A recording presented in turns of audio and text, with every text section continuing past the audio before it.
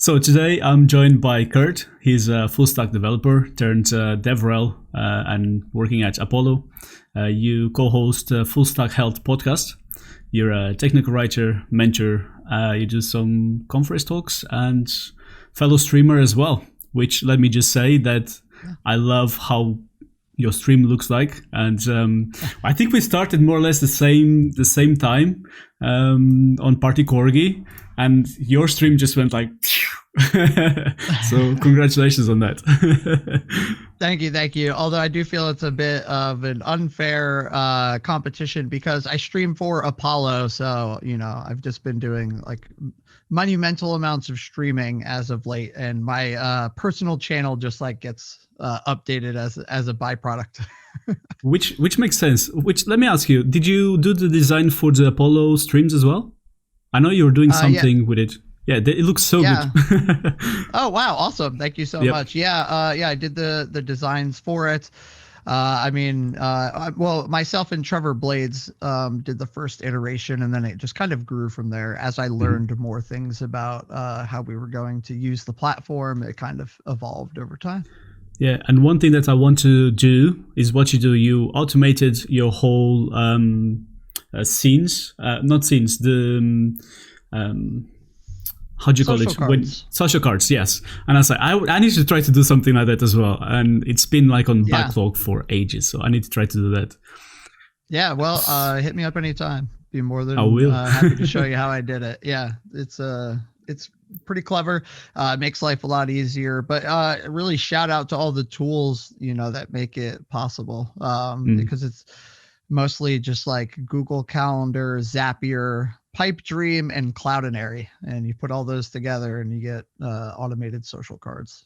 yeah, I think you wrote a blog post about that as well, if I'm not mistaken. I think that's where I saw your thing. Yeah, I'm going to link that in the episode notes, so then if folks are interested, they can have a look at that. Just to get us started, if someone doesn't know what a DevRel is, what is a DevRel? Yeah, so that's funny because that's an interesting question. It's actually, you're going to get a different answer depending on who you ask. It's developer relations, developer experience, developer advocacy, community management. These advocacy and relations and all these things have existed in other parts of many different industries for a long time. They're often called different things like partnership programs and stuff like that. But it's a different answer because it's new to tech, and a lot of companies do it differently. A lot of people who have the title of developer relations or dev advocate also view the role differently. So I'm just going to give you my personal experience, kind of what I see as the structure of it and the responsibilities, if you will, of these different roles, if that's cool, because it's kind of there. So I'm actually not like a DevRel. I work in DevRel. Developer relations is the thing that I do. I'm technically a developer advocate. Under developer relations, to me, there's kind of like a couple of different areas. The two biggest focus being community and then the dev advocacy, right? So under developer relations, we kind of bundle both of those things. I do a lot of community stuff as well, but really my focus is on developer advocacy. Developer advocacy to me, just at the end of the day, means clearing pathways for developers, helping them be successful in the endeavors that they are trying to do. And it doesn't necessarily mean within a path that includes the thing that you're advocating for. I just like helping people be successful. I feel like I'm doing well when the people around me are doing well. So that's why dev advocacy is such a good fit for me. But yeah, that's kind of the difference to me. And I would say how I view DevRel and dev advocacy. Yeah. And that's very powerful because I haven't seen such a great community, especially in Twitch, like the tech community. Everybody seems to be happy to just get together, help each other, and just lift everybody's spirits. And just, it's, I think that's also one of the reasons why I just sort of fell in love with streaming and the whole thing. And like I said, we started sort of the same time as well. So it's very interesting. You had a rocky road getting to where you are now? Do you want Rocky to? Road, yeah. Sounds like ice cream. Yeah, which is actually my favorite ice cream. But yeah. Oh, nice. Would you like to get us started with how did you get here? Yeah, sure. So this is like always like a weird topic. People tend to like get a little, weird around it, but like it's cool. I've been talked about this for so long. So what we're referring to is how I discovered tech. And I discovered tech taking a course while I was incarcerated in North Carolina. I served about 6.5 years in prison. I suffered really bad from depression, drug addiction, just a lot of stuff. Drug addiction led me to a lot of bad decisions, which led me to prison. When I got like sentenced, I realized, like I just lost like at least half a decade of my life, close up to 7 years. And it just hit me like a ton of bricks. Call that my rock bottom. I was like, well, I'm going to dedicate every waking second in this place to bettering myself. So that's when I'm released. At least like I can say that I did everything I could to only be as far behind, like just to prepare myself as well as I could. Like, so my time wasn't wasted. I had already wasted enough years of my life. The fog from the drugs and in the past had cleared. And so it was just like, I had a much clearer picture of like what my life was actually like, things I had done. And I wanted to do something better, try something different. I didn't know it was tech. That was not a thought in my mind. I actually took a bunch of different types of training. So like I have like a welding certification, HVAC. I'm HVAC certified. I can handle your refrigerant. So if you need me to come handle your refrigerant, I got you. That always comes in handy. Always comes in handy. When do you not need to handle? Yeah. Yeah. And but like plumbing, carpentry, all these different things. I had already worked construction before I got locked up, but long story short is I took all these programs, I did all this stuff, but it wasn't until I was about probably 4 or 5 years into my time that I started getting into like computer classes. I was like, I should learn how to use a computer. And I went to a place that was offering them. So I took typing, I took, just like how to use like Windows and like Microsoft Office programs. Then I got into like networking and I learned about IT and all that kind of stuff, installing operating systems and stuff. And then I took one that was a class that was called Intermediate Web Development or Web Design, one of the two. And it was like in all caps. It's like pretty funny. I have the certificate. I should put it up somewhere behind me or something. So that was it. I took it. It was like, I started figuring out like how it worked. Like you create these HTML files on your computer and they work in the browser. We weren't allowed to have the internet. So we just had to work with like HTML, CSS, and JavaScript that worked on our computers without any internet. But I was blown away when I made that first like H1 tag. That was the first thing I did. No HTML tag, no nothing. It was like a H1, and it was the standard like hello world. And I saved it and I reloaded the browser. And when I saw that there, it was like this light bulb went off, like this epiphany. I was like I felt like Keanu Reeves when he like comes out of the Matrix and he's like, I know karate or whatever he says. I was like, I know the internet. Like, I just like, it started to dawn on me how it works. Like, it's just files and you just transfer the files back and forth between computers and computers know what the fudge to do with them. Sorry, I don't know like what the that's parental right. level is. It's good. Yeah. So I was just blown away by it. Blown away. Absolutely hooked. I took any class related to computers I could get my hand on. I started ordering books, but I had no guidance. My teacher didn't know anything about it. They just had like the school book. They were doing this like for extra money, as a side job. They weren't even a web developer or designer. They were like an accountant or something, but they were like teaching these extra courses. Which also, sorry, I was just going to say, also back then, the profession wasn't really like, this is what you can do to become one. People were just finding and figure out where they could go.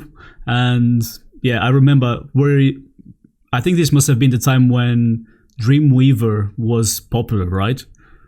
Actually, it was just getting out the edge of Dreamweaver, a Okay. little bit more into that. So we're talking, I got out in 2010. So we're at like Mhm. 2007, 2008, somewhere around there. I don't know. It's all a blur. But yeah, yeah. So just trying to figure this stuff out. Like I'm ordering books on like XML. Like I hear about XML in some other book or something. I'd buy a book on it. It was so hard to get books. Like you have no idea what it's like to get stuff in there. I had no money, so I would do tattoos and sell artwork. Like you draw pictures on envelopes for people to like send to like their wives and girlfriends and family Mhm. and stuff like that. So that's how I would make money, and then I would save that money up and then buy books on web development, and that's kind of like how I discovered it. So that was not struggle, a hustle to try to get money just to get the resources so you can learn. Which I think Yeah. props to you, because when you're in that situation, it's very easy for you to take the bad route, if you know what I mean. It can be tough. So yeah, Yeah, it could definitely be tough. Prison is college for criminals. yeah. That's like legit. But But there's a lot of people, you'd be amazed. I mean, majority of the people who are in prison don't want to be there and don't want to be criminals. So yeah. might come as a surprise to a lot of folks, but a lot of people go to prison not because they're like villains you see in movies. They're everyday people who end up in bad situations for God knows what reasons. A lot of times systemic reasons, if we want to get real about it. And yeah, so that's something that we want to take into account when we talk about like prison and people who are in prison. But yes, if you want to learn how to commit crimes better, go to prison. Yeah, but then as well, yeah, I'm sure you're going to mention that as well. But when you are in prison for the first time, you already have a criminal record. So then when you come out, everybody's like, "Do you have a criminal record?" Yes. Okay. Yeah. No, this door is closed Oh, for you. And then doors keeps closing, and then it's very easy for you to like, well, if I can't get an opportunity to do something better, then you still need to survive, right? So that's why people sometimes they tend to going back to prison, because all the doors yes. close. And I grew up in a poor neighborhood in Portugal, and a lot of my friends they took a bad turn, and when they came out, they said the same thing. It's like, well, okay, I I want to want do to get good. better, and they said, yeah, but you have criminal records, so I don't want you, and Yep. it's tough. How was that Yeah. search for your first job? Did you decide straight away, yes, this is what I want to do? I want to be a web developer and I want to create websites, or how was that? Yeah, no, I definitely knew that I wanted to be a web developer. As far as how Mm-hmm. the job search went, it did not go well. It took me about, so I got out January 2010, and I got my first job around start of 2000 and end of 2012, I want to say. Mm-hmm. So it took me like 2 full years to get my first job in tech. If you count when I started learning development, even though I was incarcerated, from when I started learning development until I got a job is close to 5 years. Uh, yeah, yeah. So it was very hard, and that's the thing. So I want to just touch on what you said a little bit before about how people, they're not able to get jobs and they go back, and like, yeah, lack of support upon release is the that combined with unmeetable restrictions in parole is like 90% of recidivism. And while prisons offer training programs and stuff, it's just as you mentioned. When you get out, there's this whole movement against like removing the checkbox, and that checkbox is where it asks, "Have you been convicted or released, from prison, like convicted of a felony or released from prison within the last like X number of years?"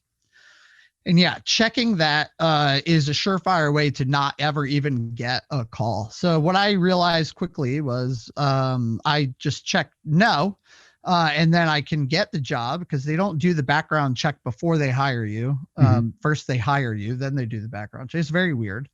But anyway, so I'd get jobs, and this is like everywhere. It was actually easier for me to get a job in tech than it was at like McDonald's. Like I literally could not get a job at McDonald's or some places. McDonald's is actually a lot better with this now. But yeah, when I got out, I couldn't get a job there. I never got called back for McDonald's. So I started checking no. And then yeah, I'd get the job, and then they would run a background check. It'd be like 2 or 3 weeks would go by, and they'd be like, oh, hey, like we have to let you go because like we did a background check. And they're like, oh, we wish you would have like, not lied about it because you're such a hard worker and you do so great. You're like one of our best employees and blah, blah, blah. And I'm like, yeah, well, when I check no, you don't call me back. So I'll take my check. Exactly. Like, out. Don't worry. I've already applied to 15 other places. I have 2 other jobs lined up that are going to fire me in a few weeks too. So that's what I would do. I would just hop from job to job, try to take on freelance IT and web development work when I could. And then, yeah, just kind of like did that until I landed my first full-time job. Mm-hmm. That was actually my question. If a freelancer could be a way for folks, if they are in the same situation as you, if could be a way to go by that, because after you have a few years of experience, your CV or what you know doesn't really matter much. Let me rephrase that. Your college degree, university degree, whatever, doesn't matter that much. So you have the experience, so then people might not care so much of what you know exactly on paper. You do understand what I mean? Absolutely. So I'm actually working right now on a nonprofit organization that's going to offer training to inmates post-release to teach them web development and freelancing. Yes, freelancing is the big missing piece here, and the key that I wish I had known about earlier when I was trying to find work. It does a couple of different things. So it provides you with it fills the time gap. So when you come out of prison, you just have a time gap. Yo, Dom, I love you. You're the sweetest. I'm watching the chat. Yeah. So it does a couple things. It gives you that history, right? Like you have this big time gap. I had an empty resume for 7 years, so I would put things like construction or freelance work and stuff, and then I would do some work like build a website for a friend and put it on there as freelance work, stuff like that. So yeah, like it helps you build a resume. It helps you build income while you're trying to do this, but it's still hard. It's like a hard world. I wouldn't have known where to start or how to freelance. And like when you're working for yourself, there's a lot of things, you might not know about taxes and all that kind of fun jazz and how to deal with that, how to like watch out for red flag clients and stuff was things I didn't know. I'd get like caught up with these terrible clients that would suck all my time and energy out of me. So it's just like, so the goal is to provide like 4 months training, 2 months freelance training, and then, just like a community for these folks. Yeah. That seems brilliant. Yes. Yeah. But, well, if I can get it going, it's hard. It's taking time, but I'm working on it, working steady at it. But, to answer your question, freelance is 100% a huge, help. I'm sure that all the bureaucracy and all the paperwork and all the politics that you have to go through to get that sorted is just a pain in the bum. So yeah. And going back to the freelancing, even now you can go on Google and look how to do stuff. It's still not clear for a lot of folks, and you can go into this rabbit hole with all sort of I'm missing my words. Sorry. All sorts of tips and advices on how to get it started. But it's what you say, it's all these red flags on the clients doing a job and then you don't get paid. And the whole dealing with clients is tough.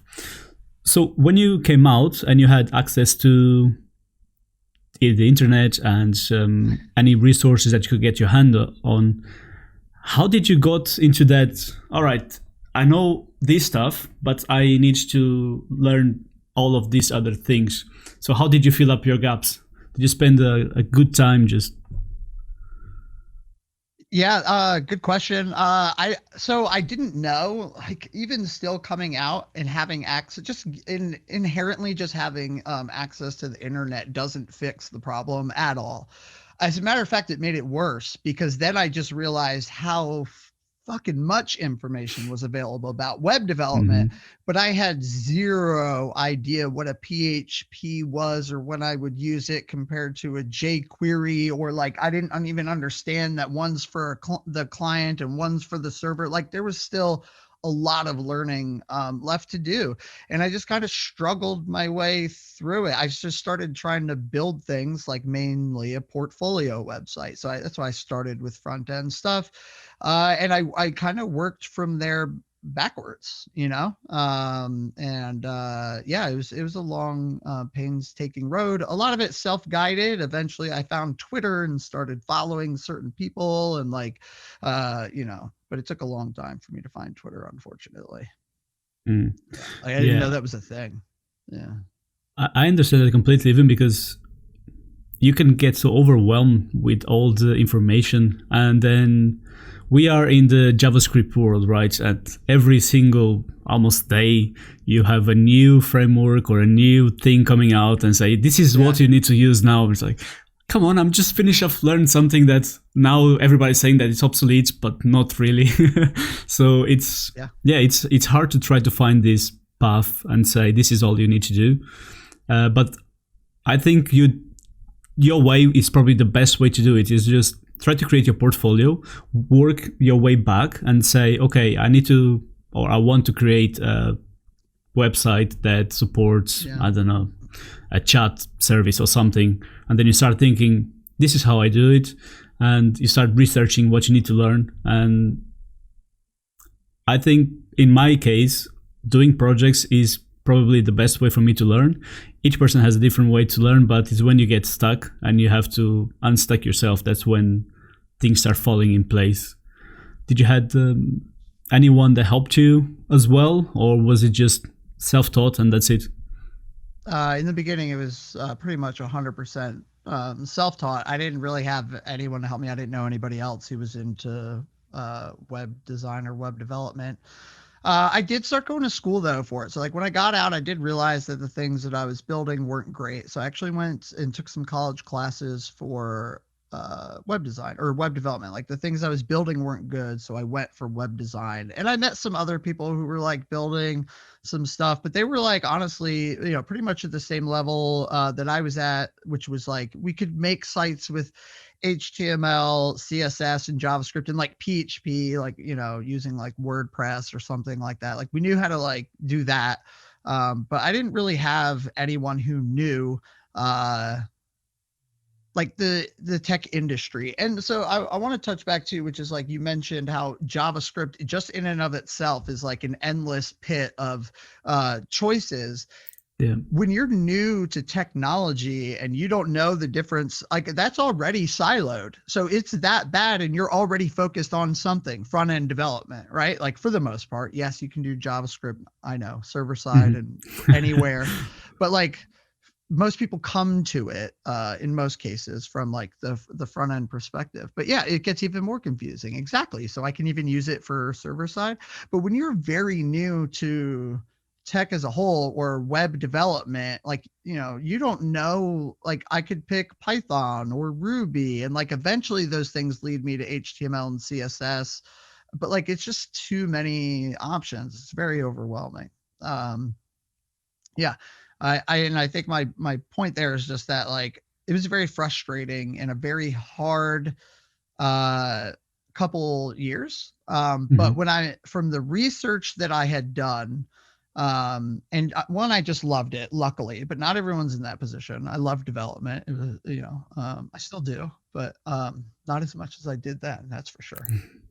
But long story short is that it's a very tough road, and I think a lot of times we like kind of skip over that. Like it's really freaking hard to learn how to program, and that's why I don't know, I'm sorry I'm ranting here, but like it just like fucking gets me up to 1,000 when I see people tweeting shit that's like, just keep your chin up and like just keep going, because it's like so lucky I had some support because I would have never made it. It was like the hardest 3 years. It was harder than 3 years that I did when I was locked up. Than the worst 3 years. The first 3 years I were locked up were like a nightmare.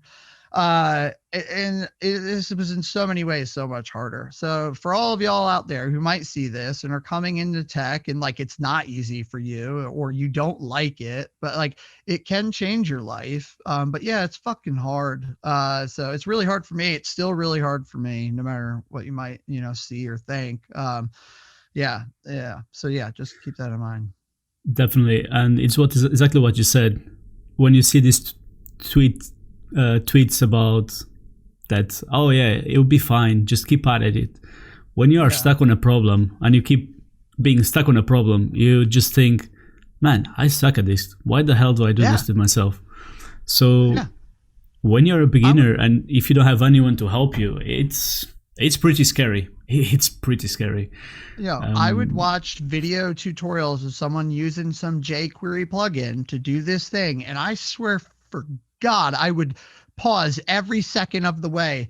Their code, my code, their code, my code, and that shit will not work no matter what. I can't get it. I have no one to help me. I'm Googling. I'm coming up with nothing. I'm so mad, but sticking with it and then finally figuring out what it was, and you're like, what? Oh, I can't believe it. And then like, but that's programming. Yeah. But that's why I always say, if someone wants to get started with tech, or if they are starting their journey into learning to become a developer, it's a good idea to look and watch some streams, tech streams. Because when you're consuming tutorials, courses, videos, the product is already done. You don't see the struggles. So you just, when you're looking at a course, you assume that, oh, for this person, it's very easy, but I am struggling. So why the hell is so easy for this person and it's not for me? Yeah. And then when you go to TechStream and you see the streamer getting stuck on the same things as you'll be like, oh, okay. So that's all right. I can be stuck as well. It's just not me that I am bad. And I feel that this really helped me as well with my imposter syndrome, because I used to be like, okay, I don't have a CS degree. I'm learning on my own. I still don't exactly know my path. What do I want to do in tech? I know I want to do something with code, but what, I haven't figured out yet. Which was actually someone on an interview. The interviewer asked me, so what do you want long term? And I was just like, I don't know, maybe full stack. I have no idea. I don't know. And that was the wrong answer to give, because I didn't hear back from the interview. But it's see other people struggle and you say, okay, it's all right. I can do this as well. And I think it's worth noting that in my eyes, there is a place in the world for both of those types of content. So I like happy path content that gives me the high level. Like I watch Egghead videos all the time. I really feel like it'll help me kind of get familiar, if nothing else, learn terminologies, get used to kind of seeing what it looks like. But yeah, that's why I'm such a big fan of live streaming. That's why live streaming was something that was important to me at Apollo as well. I also enjoy seeing people take the sad path. Like I like people seeing me hit issues with Apollo Technologies as like a senior engineer, which is like the most contextual term in the whole world, because there's a lot of shit that I'm not very senior at all.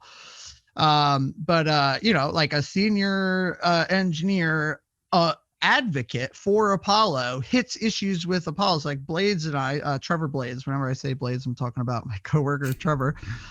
We were doing a stream together and we did this joking like speed run. How fast could we set up Apollo client? Well, by doing that, we rushed through something and we spent 40 minutes not being able to get subscriptions to work right, because we accidentally didn't capitalize an S in like the string subscription. But like people need to see that, because like that will never be seen in a finished product, like a finished product, right? And the other thing I love about it too is like when I'm trying to figure something out, a lot of times someone in chat will say that they've also experience this issue. And so like it's also a good way to surface conversation with people to figure out what are the problems that they're hitting. Because as I mentioned, to me, dev advocacy is about clearing pathways. But how do you know which pathways to clear, right? Like, because I mean, technically, lots of people are going to struggle in different ways, right? So it's about, but I am only, one person, or we're only a team of people. So it's like, what do we fix that's going to open that pathway for as many developers as possible? So it's like a constant game. So I need to know. That's why I have to be the places where people are talking about these things. I need to see what the biggest problems people are facing are. But yeah, streaming is a big help for that. Why did you start streaming? Because we started at more or less the same time. The reason why I started was I joined Party Corgi and everybody was creating content, and I was like, this streaming thing seems cool. I want to do something with that. And that's how I got started, just sort of as a joke, and I just kept on going. How about for you? For the reasons that I just stated, except it wasn't for Apollo. I was at AWS. Okay. I wanted to start streaming there to talk to the community, grow the community, see how people are using Amplify, create content about it. There's a bunch of reasons why streaming is very beneficial for especially like a tech company or someone, who like has a product that is constantly being innovated on and stuff. Creating content is hard. And when you look at things like podcasts and blog posts and polished video content, the amount of work that goes into that smaller bit of content is a lot. There's or giving a talk. Let's add giving a talk, because a lot of people, this is DevRel, dev advocacy as a whole. Giving a talk, that's actually, to me, giving a talk probably has the least amount of return on investment.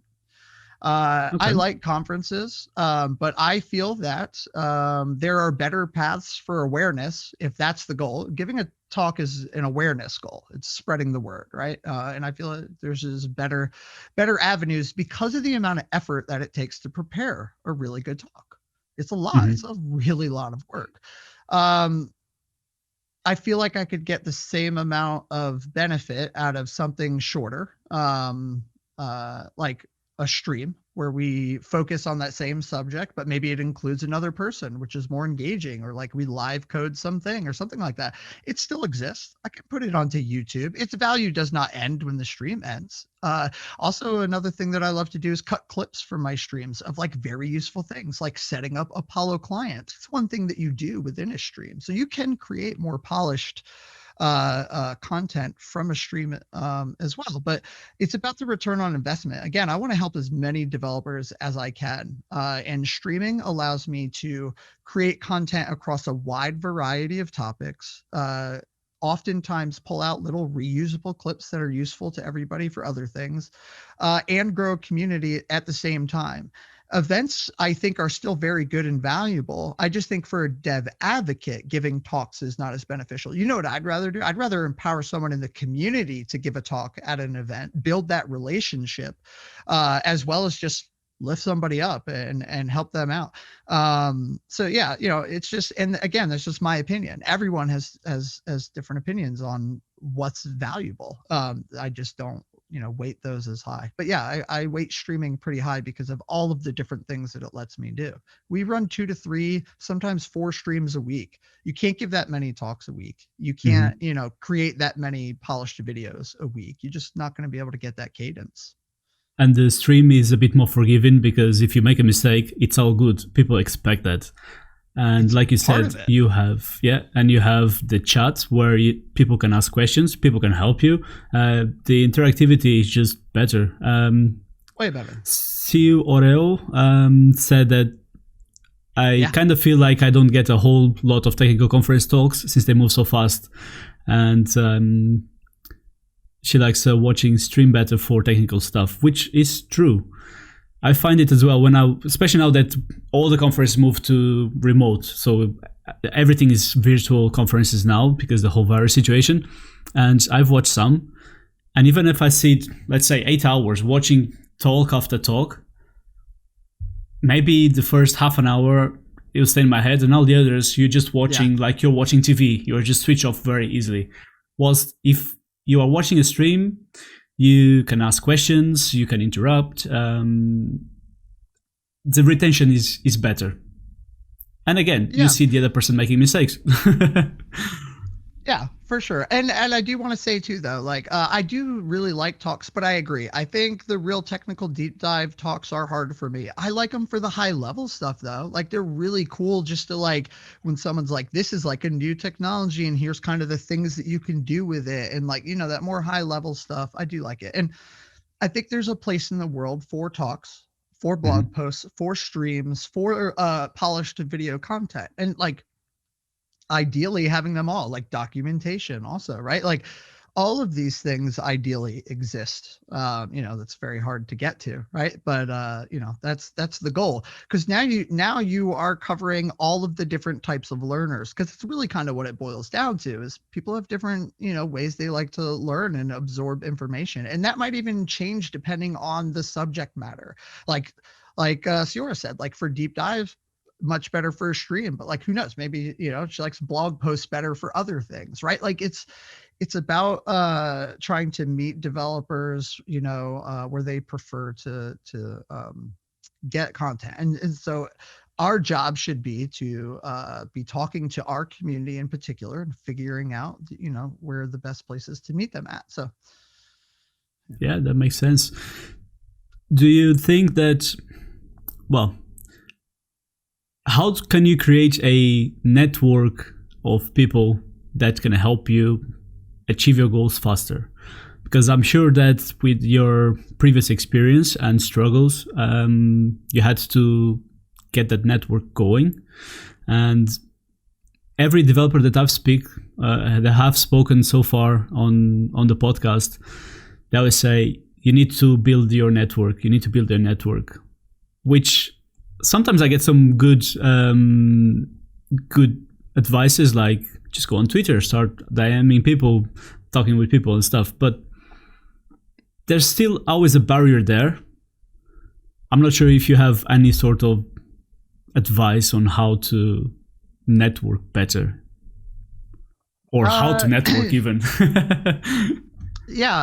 Yeah, I mean, networking is a very interesting thing. I'm not even like a huge fan of, I say network sometimes, but like we should move away from that term. It's just like focus on building your community. Find like the people, that you want to interact with them. So here's the thing, growing a network, like there are so Will Johnson has a great book that like can actually help you get started and like kind of figure out like how Twitter works and like the ideas behind networking, and one thing that he says, which I agree with 100% too, which is like focus on engaging over engagement when you start out, just meaning like when you first sign up to Twitter, or if you've been on there for a while, but haven't like gained a following, when you tweet something, no matter how good it is, you could be tweeting like really awesome things. Unfortunately, the way that Twitter works, because they want people to stare, they want people to doom scroll, right? So they're going to surface content like through this algorithm that's based on followers and interactions and all this other garbage. Your tweets aren't going to show up for many people, even if they're following you. Like there's so much other crap that's going to go into their timeline before yours does because of Twitter. So find people who are in the community who you like, who you respect, who have a decent following, and engage with them, because that's going to show up for everyone. And now I'm warning, like I'm not saying go reply guy all over people's timelines. Like I always have to mark this, right? I'm not saying go offer unsolicited advice, but just like saying hey, or like that's cool, or like just opening the door to conversations, ask questions, or like if you see someone asking a question or for help, then that's a great time to offer some help. And I think it's just about trying to grow it as organically as you can, because unless they're driven by like money, like companies have referral programs where like, they're trying to get like buku bucks for like getting you to come work with them. In most cases, there's going to be a lot of trust involved in somebody making a referral for you.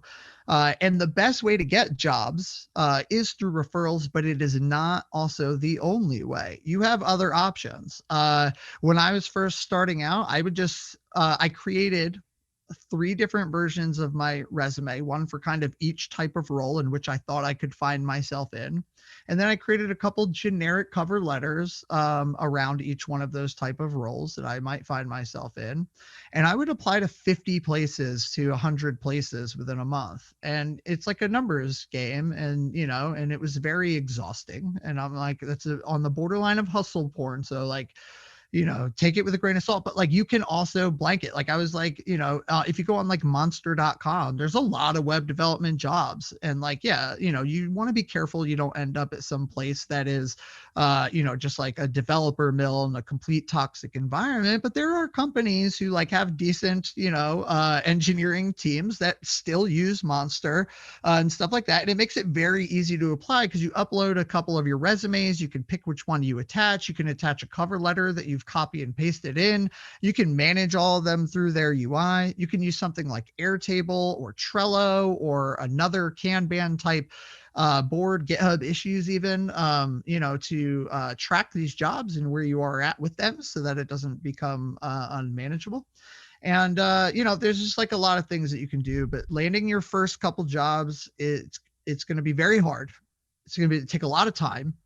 But it has the ability to change your life. So it definitely changed mine. I saw my ceiling as something way different than this.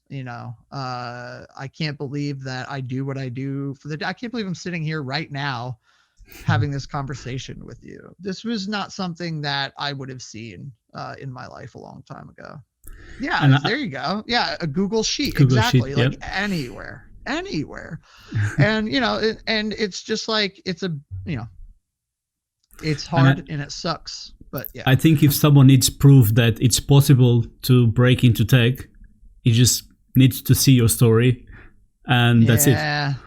Because I like it. Sorry, real quick, but I don't think that's accurate. I am a cis white het male in my mid 30s. I am like the poster child of like the tech world.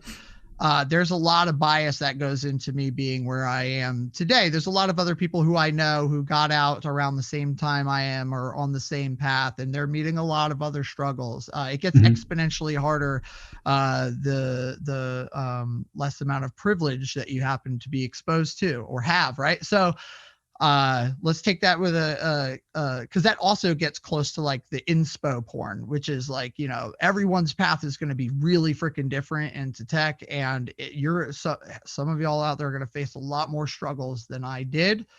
Yes, it was hard. But you take someone who's like Black or Hispanic and you put them in my background, and their journey into tech is not going to look like mine. So I just want to, that is a very good point. Yes, that is a very good point. And I didn't really mention like in that sense. Do you know what I mean? Yeah. It's just sometimes when people say, no, this is impossible, I can't do it because I don't have a CS degree. A degree is a degree. Yeah. It's a piece of paper. And I keep saying that piece of paper, universities are meant for you to know the right people that can open you doors. Unless you want to be a doctor, lawyer, and all these professions that you require that piece of paper, a lot of times it's for you to know the right people and start that network that you need to get. I think growing your network is like one of these things. Like it shouldn't be like a short-term goal. Like it shouldn't be like a task on your list, like grow my network, something you can check off. That's something that is forever growing and should be expanding, because it's just like, you want as big a view of the world as you can get anyway. So you might as well as just like try to interact and build relationships with a lot of folks there's no time like the present. Everybody's at home, so it's a great time to Definitely. try to reach out and build some relationships. And that's, I want to focus on that, which is like, a lot of times in network tends to have like a self-focused connotation, whereas a relationship is bi-directional. And like a true network, you are also helping other people who are in your network. So keep that in mind as well too. This should be something where you all help each other grow. And this is also going back to what we said earlier on, is trying to help other people. That's the best way for you to grow your network, and try to lift up people around you. And yes, when you keep doing that without expecting others to get something back to you, just do it because you want the other person to achieve and be the best they can, then you start getting other folks drawn to you because of that. So yeah, it's the whole, don't think what you can get, just give. Yeah.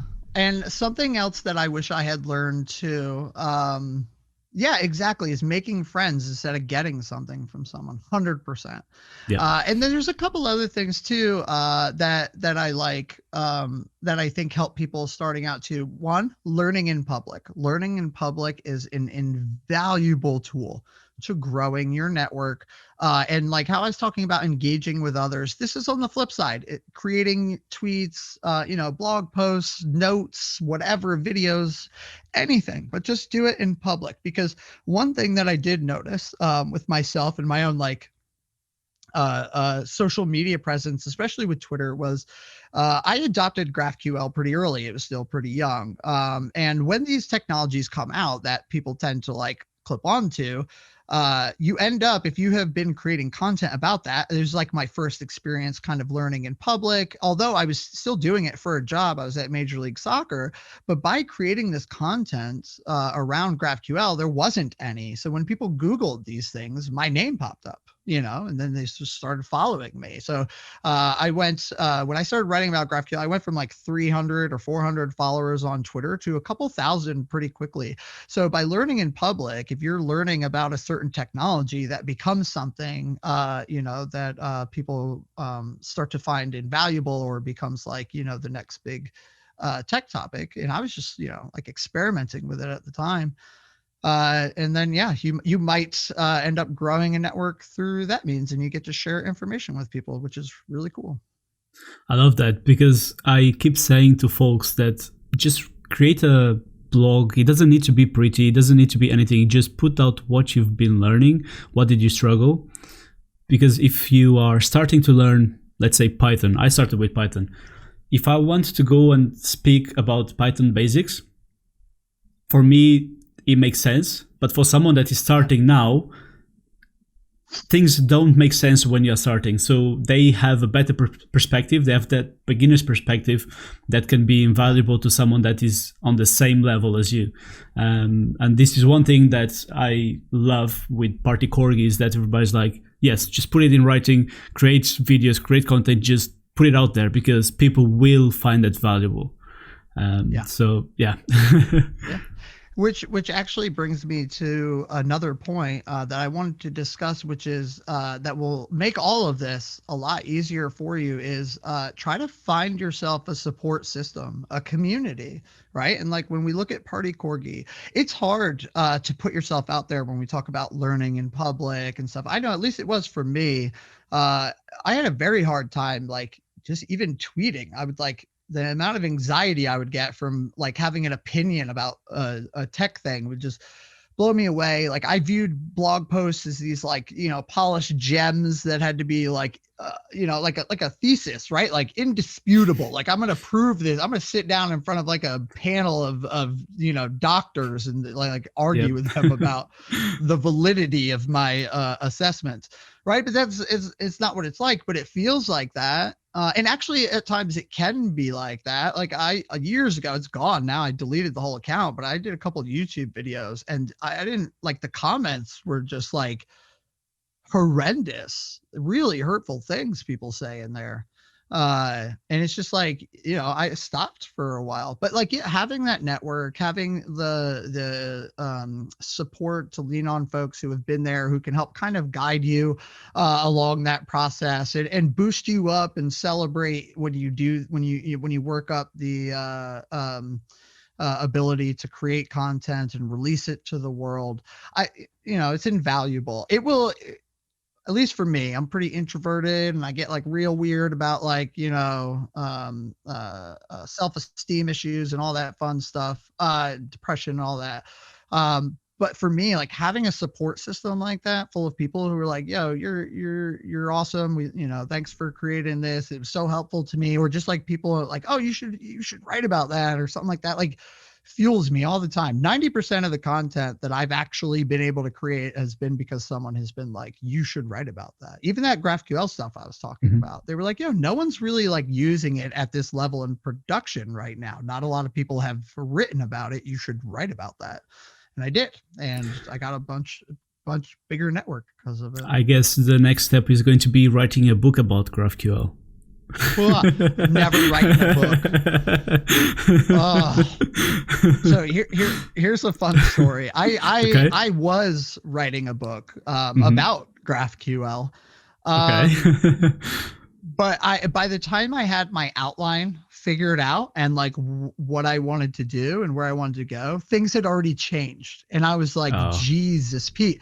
So then I went back and redid it, and I got through chapters like 1 and 2 mostly. And I was about ready to start chapter 3. And then other things changed and my viewpoint changed on what should happen. And it's like, I just don't have the I don't know what the word is there. I guess the focus or like the thing to like say this is going to stay, like this is relevant enough for this book and I'm not going to touch it again. I couldn't do it. There's very valuable ones like Eve Porcello, Alex Banks did an amazing job with learning GraphQL.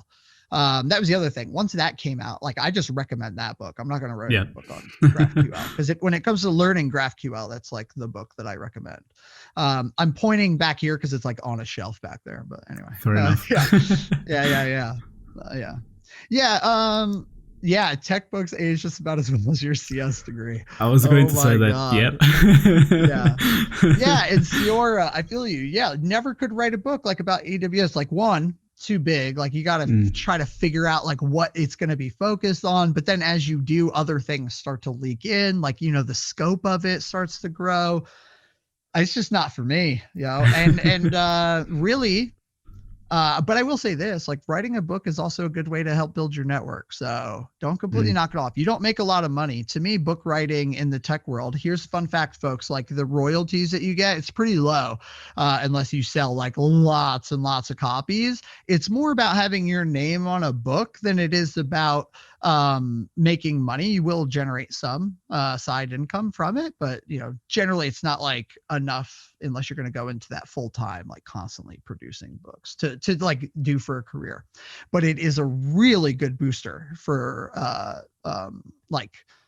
your resume and your network stuff. But so don't write it off. And it's for different strokes for different folks. I personally don't enjoy that. I'm also not a big writer. Like if you notice, I don't write a lot of blog posts or stuff like that often. I'm apparently much more comfortable on video. So that's what I do, right? I focus mostly on that. But yeah, so I'm not, oh, go ahead. Yeah. No, I was just going to say, I think that's why the whole digital gardening idea, it's quite brilliant. You don't have to have a polished stuff. And like you said, like this master thesis of blog post where this is my views. It's just like, hey, I learned this thing. That's it. Then if you want to expand more. Otherwise, just leave it as it is. And then on your website, you do quite a cool thing. So you don't have just blog posts. You have then your recordings, your past streams, and all the content together, which a lot of times I see the digital gardening is all about the posts or the little notes that you write. Let's call them that. And I think it's quite important because, like you said, you feel more comfortable on video. So someone will probably spend more time and enjoy more watching a video than reading an article. Probably. Probably they can stop, they can come back, see what you said. So yeah. Yeah, yeah, and I like what you said about like digital gardens, and so for anyone who's not familiar with that term, maybe it's like the idea that written content that you release doesn't have to be full grown, blossomed, and perfect and beautiful before you put it out into the world.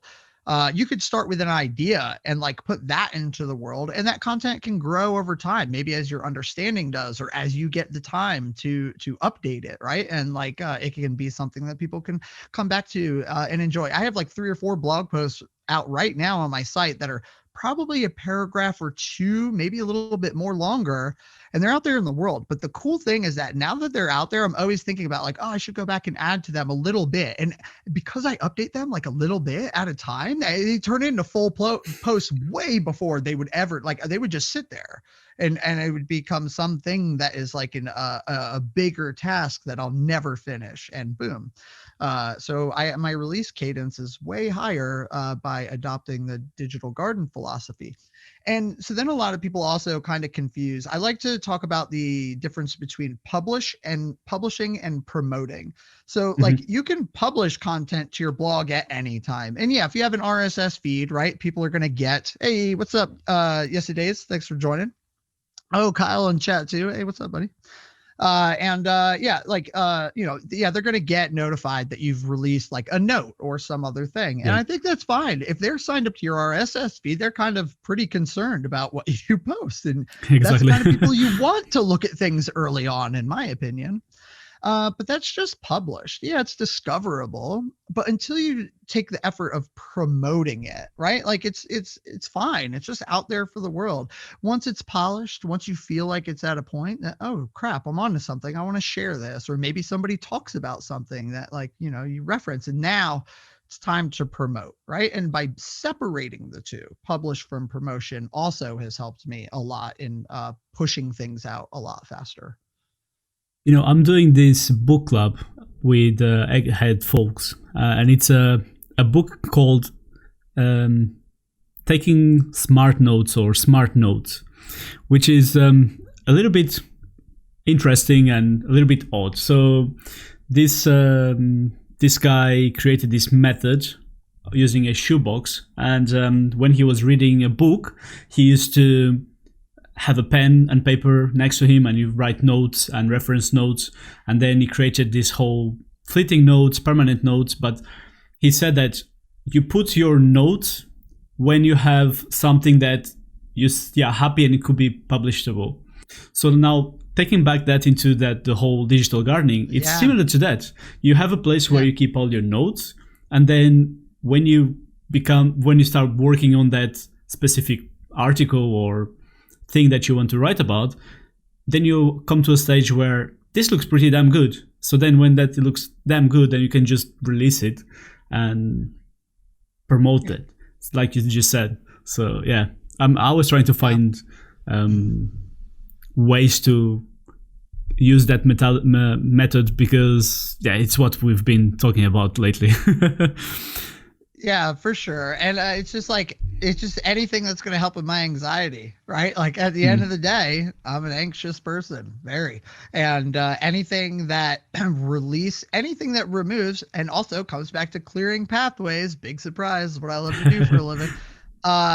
Anything that's going to clear the pathway between me creating something and it getting onto the internet, right? Like that's the end goal. Remove as much friction as possible from the process.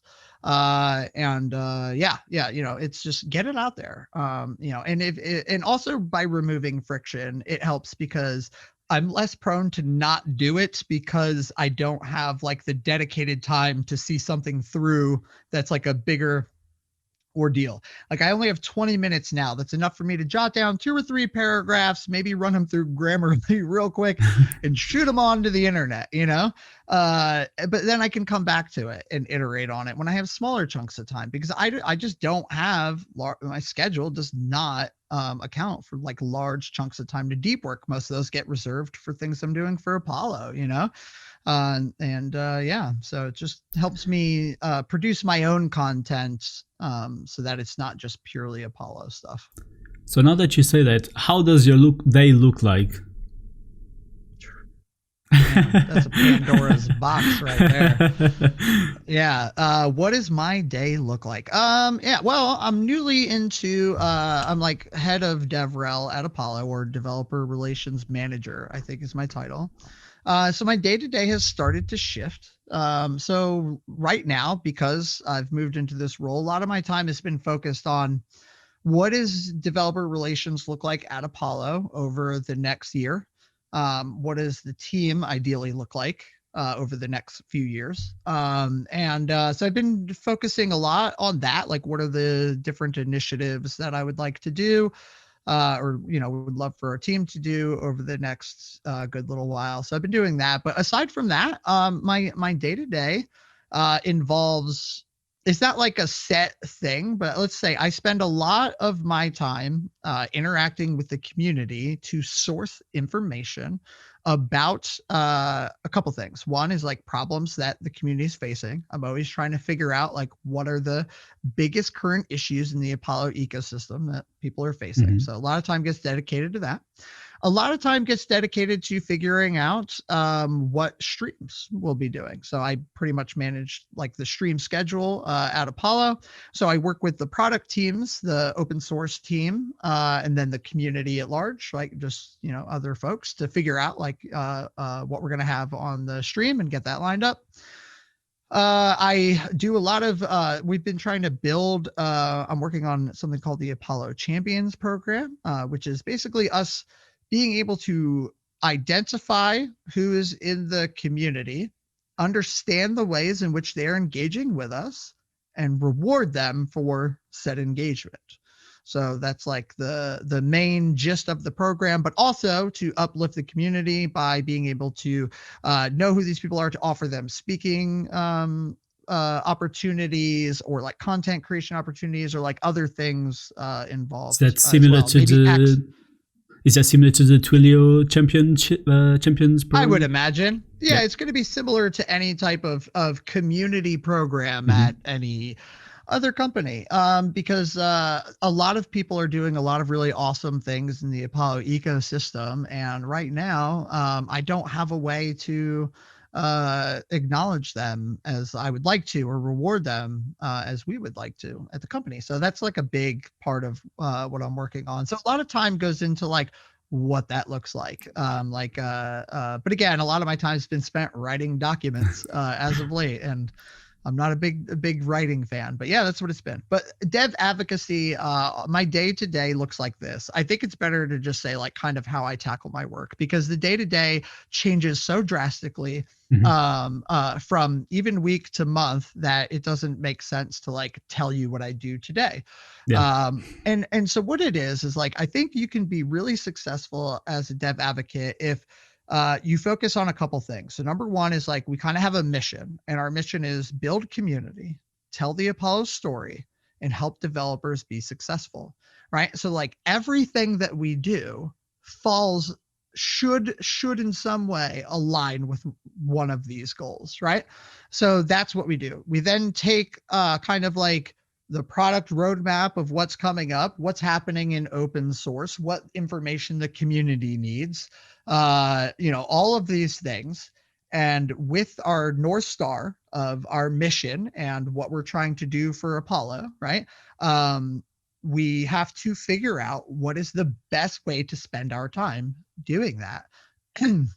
We invest a lot in written content through the blog and streaming content, but there's the Apollo Champions program. We're working on like a community Discord and like all these other things. There's like a whole lot of other stuff that we work at, but those initiatives will change, and when they change, my day-to-day will change Yeah. drastically. Like right now, we're doing a lot of work sourcing speakers and panelists for some upcoming events, but hopefully we'll be hiring a community manager in the next coming months, and then I won't be doing that anymore. They will, and then my day-to-day will switch to something else, or we'll complete an initiative, and then that day-to-day will change. But at the end of the day, if you're doing dev advocacy, you want to be clearing pathways for developers, whatever it takes in that middle road, updates to documentation, creating video content, creating blog posts, connecting a community member with another community member who's already experienced this problem and has a solution, or empowering community members to create content to do this kind of stuff, right? It doesn't matter what it is, like, and that's why I dislike hearing like, oh, become a developer advocate, like travel the world and do talks and shit. And it's like, yeah, cool.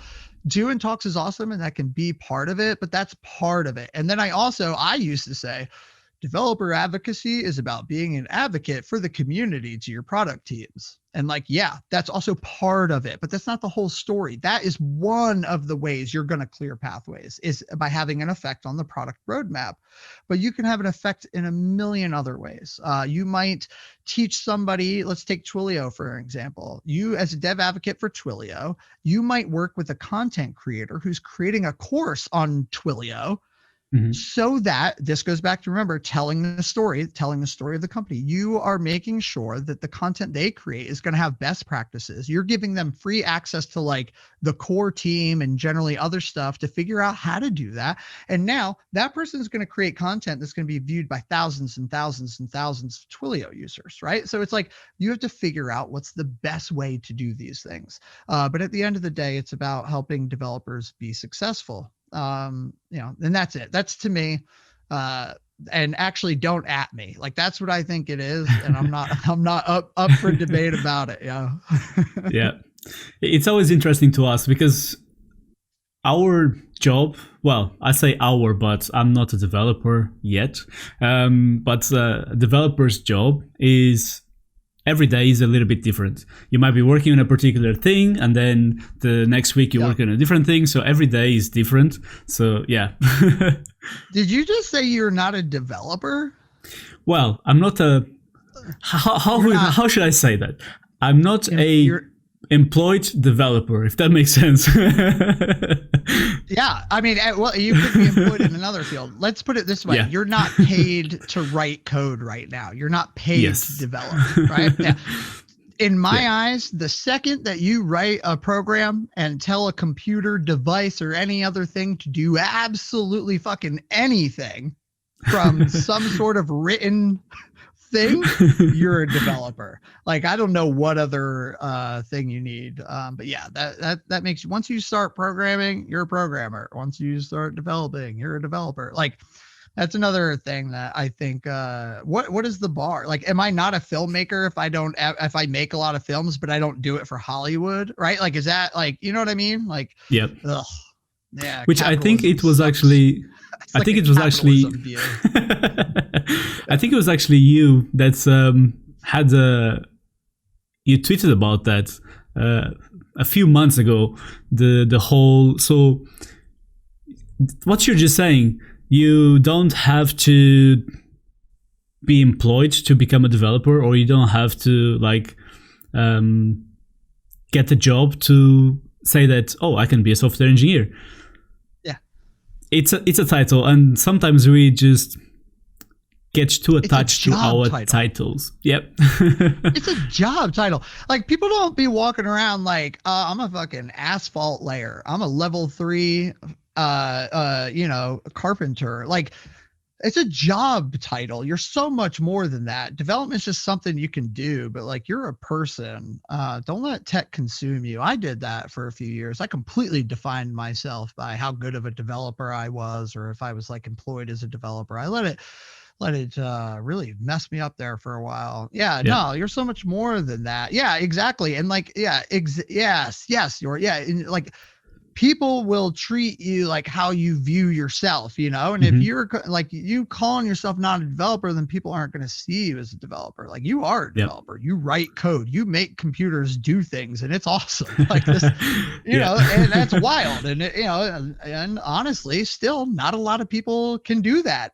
And it doesn't matter if you're paid to do it. It's a very valuable and impressive skill to have. Yeah. And I wanted to touch, and I apologize if I sort of murder your name, Siola. I believe that's how you say Sior. Yeah, I apologize. Siora. Yeah. it's my Portuguese accent, so I tend to read names wrong. It's what she was saying, that she started taking herself more serious. She started calling herself software engineer, and I see that sometimes when folks are trying to apply for a job, if they have that software engineer title, they get asked for interviews more often than if you just say that you're a developer. And it's just the same thing. It's just a different. It's the same thing unless you are from a country like me in Portugal, that you are not allowed. It's like legally not allowed for you to call an engineer if you're not part of the engineers bar. So you need to have an engineering degree and you have to do a test. That's interesting. But in UK, that's not the case. You can become a software engineer if you do software engineer stuff and you get paid to do stuff with that. So if you're not from a country that you can't legally call you an engineer because you're not part of a big boys club or something like that, you know what I mean? Don't say that, oh, I'm just this. Yeah, it's I see where you're getting on. And it's another thing that's just start making me think about it, and it does make a lot of sense. Yeah, and it's just a mindset thing. It's like, you're gonna, how you define yourself. We're the only ones who can define ourselves, and so we damn well better, define ourselves well, right? And it's like, I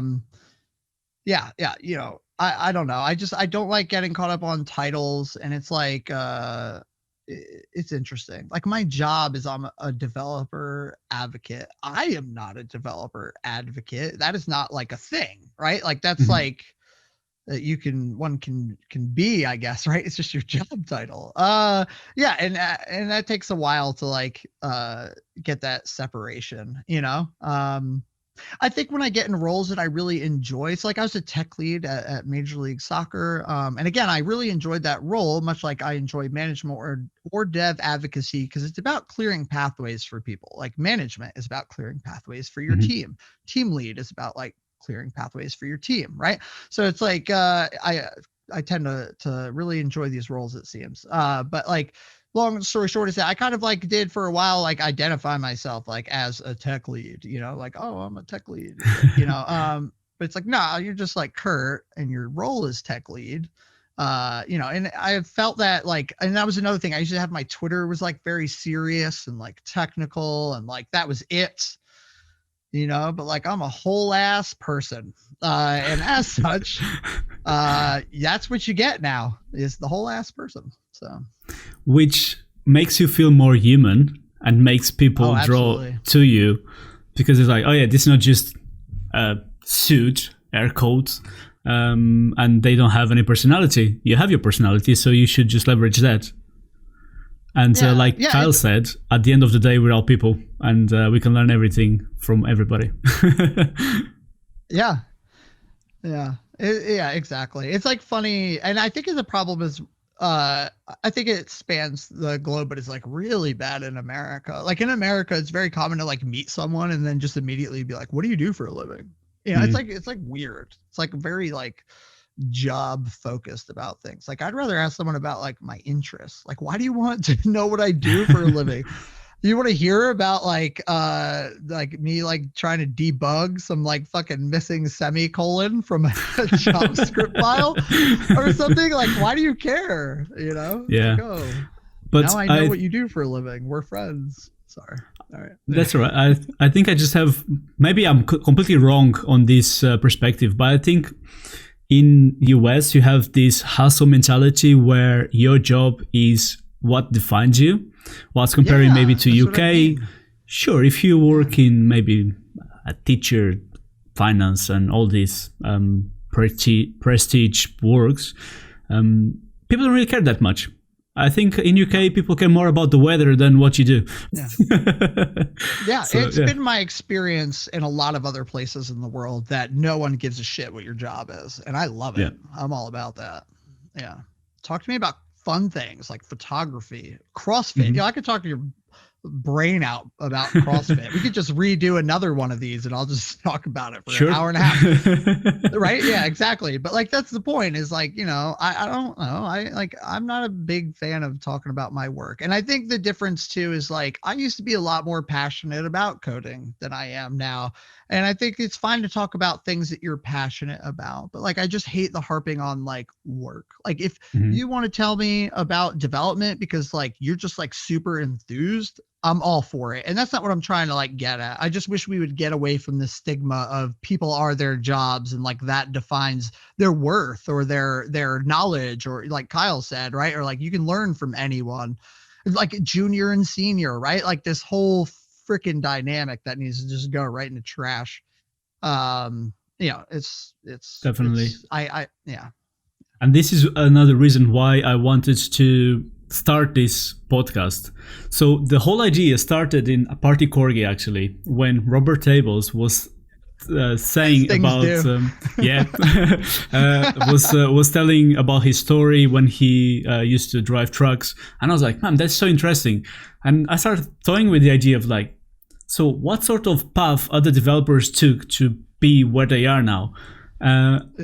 And I just like to learn about people, and I thought, you know what, if I find this interesting, I'm sure some other people might find it interesting as well. So I might as well just put it out there. So absolutely. That's awesome. You know, I want to see like eventually in a few years, there's going to be like the 6 degrees of Party Corgi network, like kind of like, you know, it's like every like thing that content is created, you can like relate back to Party Corgi network within like 6 connections. But it's what you said, is having that community that empowers you and just 100%. Makes you want to do more, because, you know, I'm still part of this makers community, but a makers community sometimes can be really, really, really, how do you say, toxic, aggro. Yes. Yeah. It's like, my product is the best thing, everything else is crap. I mean, if you go to Hacker News, sometimes the comments are tough. Hacker News, Reddit, all those places, I avoid them like a pandemic. Hey. We've been going for a while, and I appreciate your time to share your story and share your views and your journey and everything. If folks want to get in contact with you, ask about anything, and about Apollo, GraphQL, your story, what is the best place to do it? Subscribe to my Patreon. No, I'm just kidding. I think you've got it like displayed below. So just like here, folks, this is where you can find me. You can find me there. It's the best, easiest way to reach me. And I love to talk to you. I love to talk to people. I'm actually an introverted extrovert, so I can talk to you because we're through the internet pretty easily. That's not a problem. If we were a group of people and I did not know you and we were at an event, I would never speak to you. I'd be like, right out the door. But I don't want to take much of your time, but that's very interesting because, so I'm a flight attendant, right? I can be at the front of the plane and grab the interphone and talk for everybody. But it's sort of like when you're doing a talk, you're not really looking at the faces, you're just looking at nothing, and it's fine. But if I'm together in a group, I'm exactly the same. My wife, she's a teacher, and she has a colleague that every December gets us together to do like a Christmas kind of meal, and people talk, share drinks and stuff. And the first like 3 years, I was just like staying like a board, you know, like just statue, looking at everybody. Is like, I feel awkward as hell. Saying phrases at all the wrong times. Just like super awkward. I feel you. Yeah. It's a real struggle for me. And like as a dev advocate, like that's something that I've had to balance a lot. But luckily, my my want to help people succeed outweighs my want to be alone. So it's just, that helps. Works out. Yeah. You just need to take time to recover after every interaction. Yeah. That's it. Yeah, just go recharge my batteries. Yeah. Yep. Yeah, but this has been awesome. Thank you Perfect. so much for having me on. Yeah, I love it. Thank you so much for taking the time to talk to us, I guess. Yeah. And I think we need to do another episode about CrossFit. Oh, I'd love to. I mean, and I have to say, I don't know much about CrossFit. No problem. Give me an hour. You'll know way more than you wanted to. That's for sure. But also thank you to everyone in chat for coming here and listening to my story. I appreciate y'all so much. Thank you. Yeah, thank you. I hope you have a good day. Cool. See you later, everyone. See ya.